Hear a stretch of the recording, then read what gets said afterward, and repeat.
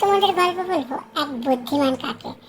এই গল্প এক গ্রীষ্মে যখন প্রখর তাপে নদী খাল বিল সমস্ত কিছুর জল শুকিয়ে গেছে, ঠিক সেই সময় এক তৃষ্ণার্ত কাক নিজের তৃষ্ণা মেটানোর জন্য এদিক ওদিক জলের খোঁজে উড়ে বেড়াচ্ছে, কিন্তু সে কোথাও খাবার জন্য জল পাচ্ছে না। সে কি করবে এই মতো অবস্থায় যখন সে এদিক ওদিক ঘুরে ক্লান্ত, তখন তার নজর যায় একটা কলসির দিকে।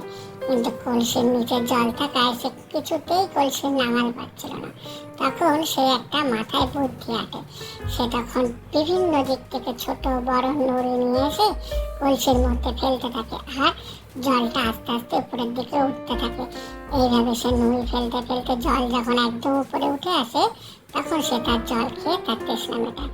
কেমন লাগলো গল্পটা? কাকের বুদ্ধি দেখেছো তো বন্ধুরা? ভিডিওটা ভালো লাগলে অবশ্যই লাইক করো, আর এরকম গল্প শুনতে চাইলে কমেন্টসে লেখো। চাই তাড়াতাড়ি দেখা হবে পরে।